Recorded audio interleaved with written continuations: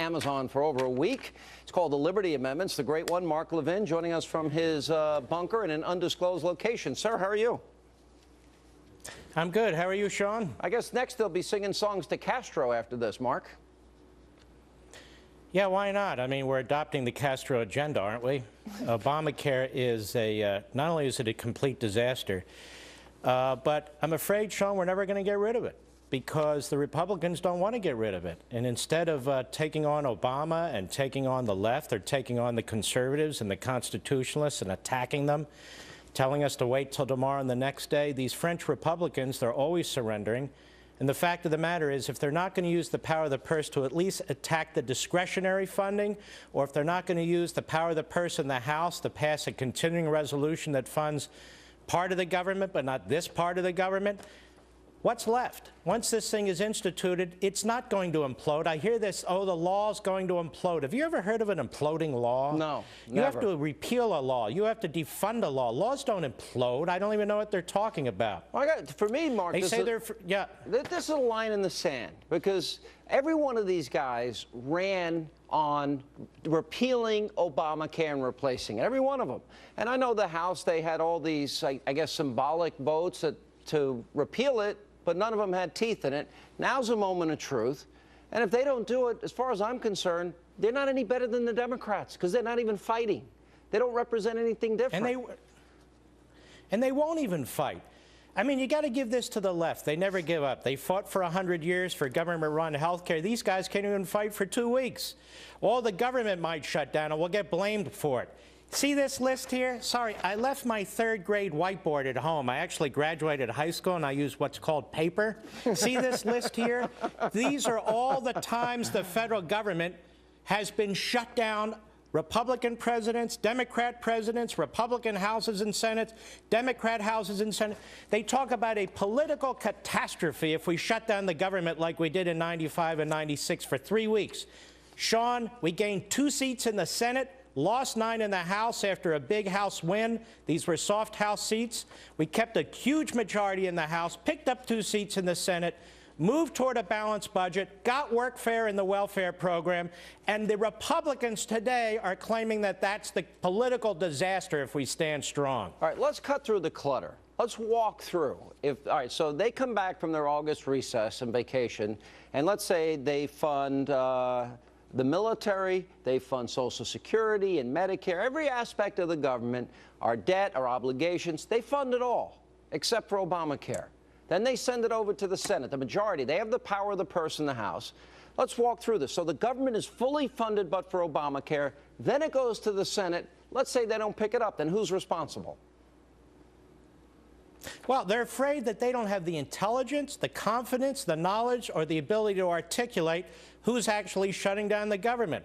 Now, I don't speak for the Republican Party, hardly, but do you realize every weekend the government is shut down? Do you realize every holiday the government is shut down? I like the weekends. I like my holidays when the government is shut down. Me too. And these essential personnel, they never go home, whether it's Department of Agriculture, the EPA, or so forth.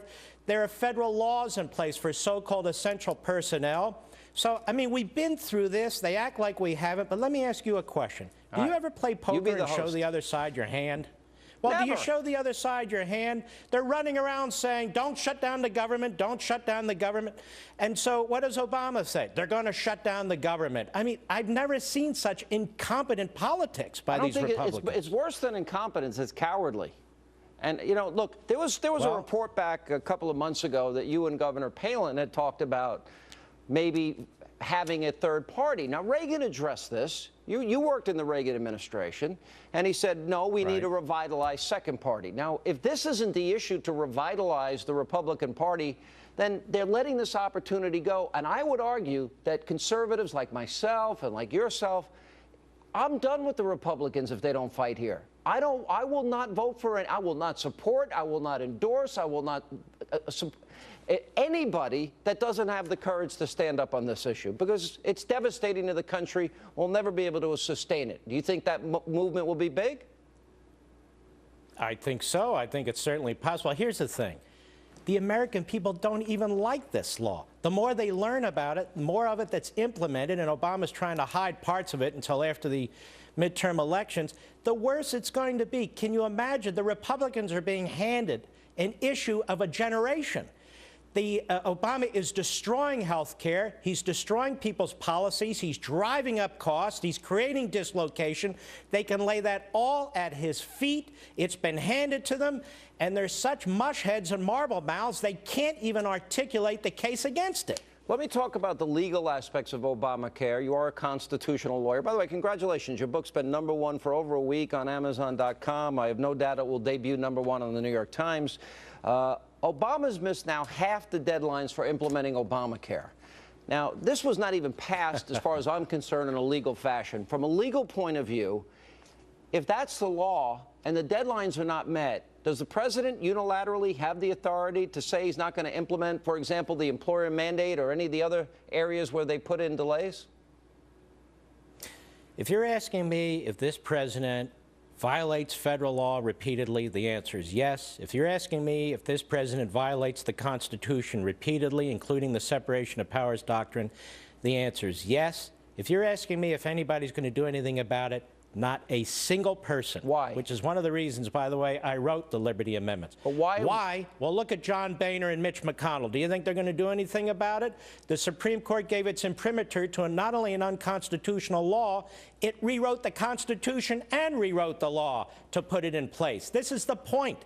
If we think that we're going to have some kind of liberty reformation or revitalization of our Constitution with a federal government that has created its own design, with Democrats who keep dragging us over the cliff and Republicans who keep standing there watching, we're not, which is the reason I wrote the book in the first place. What do you make of the challenges now that exist for incumbent senators like Lindsey Graham and Lamar Alexander? You're getting these Tea Party candidates now stepping up, and they're challenging them. Do you think that they're viable alternatives and that these guys may pay a price for not fighting? I don't know every candidate in every case, but I say more power to them. We need as many capable, articulate, to the extent we can get them well-funded candidates to challenge these French Republicans as possible. Lindsey Graham is a disaster. Well, I mean, I can pick almost any issue in which he's a disaster. Lamar Alexander is one of the most liberal Republicans in the United States Senate. I don't even know what this guy stands for. Let me play devil's advocate. What do you say to all those people that say, well, those moderates, they're the ones that can get elected, and the Republicans need to be more moderate, which I don't believe, by the way. But what do you say to those? Because I hear it all the time. I hear it said on this network. You mean but I have we can only elect moderates? They say it. What? Right. We can only elect moderates from South Carolina, Tennessee, and Kentucky? I don't think that's accurate at all. We can elect solid conservatives from those states, and in the past we have. What happens is these guys, they get to Washington, D.C., and immediately, boom. Rather than them representing us in Washington, they represent the federal government to us, and they're trying to convince us to go along. I've had it. You've had it. Millions of us have had it. All right, we're going to take a break. We'll come back more with the great one, Mark Levin, his new book, The Liberty Amendments, in bookstores everywhere. And welcome back to Hannity. We continue with the author of the brand new book, The Liberty Amendments, Restoring the American Republic, the great one, Mark Levin. All right, one last question before I move on to some other topics. You're calling the Republicans the French Republicans.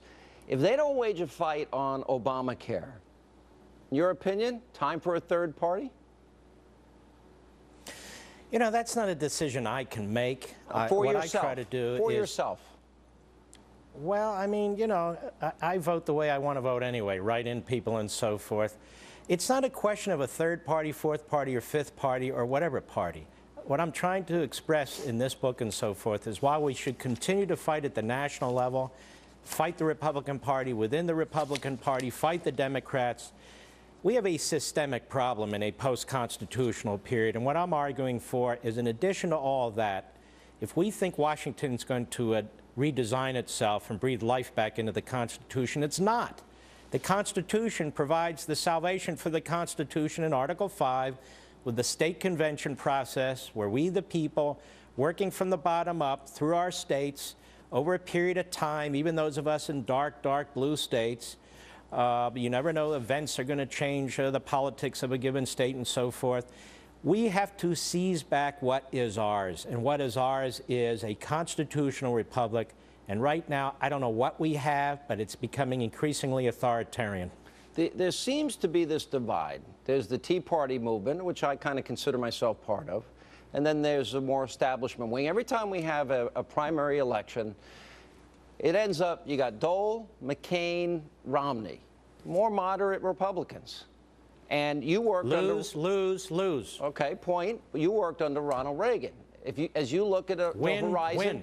Okay, you look into the horizon, and I'm looking at Ted Cruz and Mike Lee and Rand Paul and others, and I'm wondering, are they the future? Scott Walker, maybe a governor?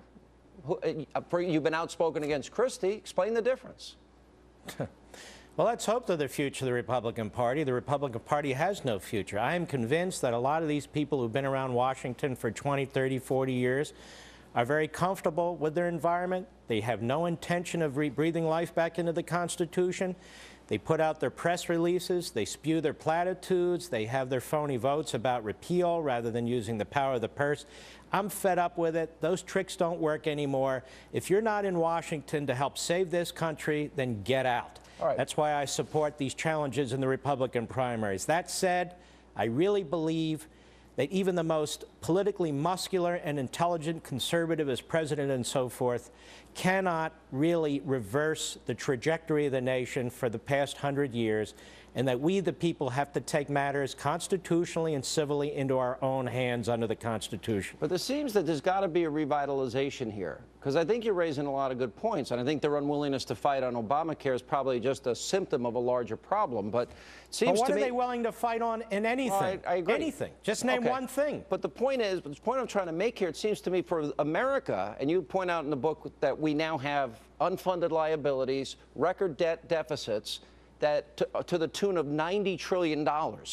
So the question is, are we going to have people that are going to fight, really change the system to limited government, or do the next Republican president just manages the decline and it just takes a little longer to get there? I'm afraid at this point we have these respites. You know, we had the great Ronald Reagan for 8 years who really fought hard and began to turn the ship of state back, and what happened? We get another Republican. He immediately lurches into this compassionate conservatism, kindler and gentler conservatism, which really is just mealy-mouthed for let's lurch back into big government republicanism. And prior to Obama, the most profligate administration was W's administration, with 6 years of Republican rule in the House and the Senate.